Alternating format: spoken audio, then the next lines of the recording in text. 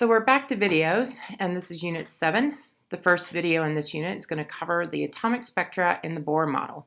Our objective is to analyze energy changes to determine spectra and change within the atom. A continuous spectrum results when white light passes through a prism and all wavelengths or colors are shown. I'm sure we've all seen this at some point, but I've included a picture here just to kind of remind you of what this would look like. As light passes through the prism, the different wavelengths are separated and we see the individual components of the visible light. An emission spectrum produces only a few lines of color that is limited to discrete wavelengths produced by the atom. This is called a line spectrum, and it is specific to each atom. In fact, it is this line spectrum that is often used by astronomers and other scientists to identify elements. This is the line spectra for hydrogen. Each line represents a distinct piece of energy that has been emitted from an electron changing energy levels within the atom. An excited electron, that is one that has absorbed energy and jumped up energy levels beyond ground state, jumps back down closer to the nucleus and releases energy. That energy is what we see as distinct wavelengths of light. I've included this slide here so you can make some comparisons.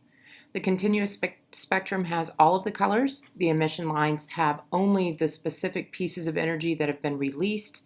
And there is also an absorption spectrum. And this shows the black lines where the energy has been removed from the spectrum. The significance of the line spectrum is that it indicates that only certain energies are allowed for the electron in the hydrogen atom. In other words, the energy of the electron in the hydrogen atom is quantized, and the atom has distinct energy levels. As you can see in this diagram, each line of color represents a different change in energy levels. The blue line is produced from an energy jump from the 5th energy level to the 2nd. The green line is from the 4th to the 2nd. And finally, the red line is from energy levels 3 to 2. Out of these three lines, the blue is produced from the largest jump and is associated with more energy than that one of the red or the green. Now, these concepts came from a man called Niels Bohr, shown here.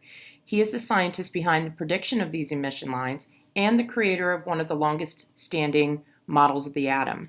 His work is also one of the main components of the quantum mechanical model of the atom that is used today.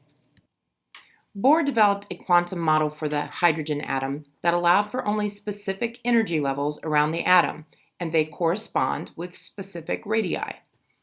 If you look at this diagram, you can see how the emission lines correspond to the jumps between energy levels. There are a couple of other things that I also want you to notice. First, the energy levels around the atom get closer together the farther you move out from the nucleus. In the top part of this diagram, it shows how there is a huge difference between energy levels 1 and 2, but then a much smaller gap between 2 and 3. And 3 and 4, and so on, get smaller and smaller.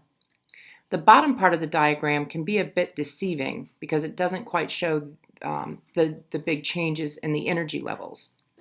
The second thing worth mentioning is that even though there are only 3 jumps that are shown here, other electron jumps are also possible, but most produce wavelengths that are not in the visible light range, but rather are in the infrared or ultraviolet range. The most important equation to come from Bohr's model is the expression for the energy levels available to the electron in the hydrogen atom. We have E equals negative 2.178 times 10 to the negative 18th joules, and Z squared over N squared. Z is the nuclear charge in this case, and the nuclear charge of hydrogen atom is 1, because hydrogen only has 1 proton. N is the energy level. Therefore, we can calculate the energy associated with each energy level in the atom. In the equation, there is a negative sign on the constant. As you already know, there is no such thing as negative energy, but rather the sign expresses energy flow. You will see how this is used in the calculations. An example calculation using this equation could look something like this. What is the change in energy if an electron in level 6, in the excited state, returns to level 1, the ground state, in a hydrogen atom? In this case, we will have to calculate the energy for level 6 and then level 1 and take the difference. So N equals 6 on our first calculation, then N, or the final energy level, will be calculated next, and Z equals 1 for both equations.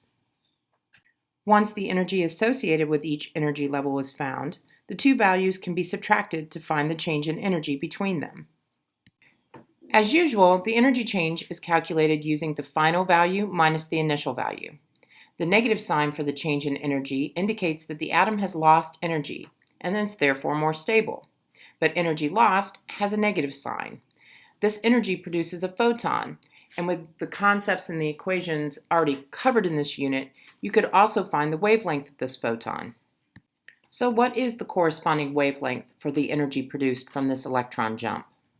Our change in energy from the jump from energy level 6 to 1 is negative 2.117 times 10 to the negative 18th joules. Using a combination of our previous equations, we can find that the wavelength that this photon produces, is 9.383 times 10 to the negative 8th meters. In summary, the model correctly fits the quantized energy levels of the hydrogen atom and postulates that only certain circular orbits are allowed for the electrons. As the electron becomes more tightly bound or closest to the nucleus, its energy becomes more negative relative to the zero energy reference state. As the electron is brought closer to the nucleus, energy is released from the system. There is one other simplification that we can do with the equations. When solving for a change in energy, we can take those two separate equations and combine them. This will make things a little bit easier during calculations. When we look at the combined equation, we still have our constant, negative 2.178 times 10 to the negative 18th, but in the brackets, we have 1 over n squared final, that's the final position of the electron in terms of energy level, minus 1 over n squared, the initial energy level of the electron. The energy levels calculated by Bohr closely agreed with the values obtained from the hydrogen emission spectra, but it doesn't necessarily apply well to other atoms. In fact, the Bohr's model is fundamentally incorrect, but it is very important historically because it has paved the way for our current theory of atomic structure. And this concludes our first video for Unit 7.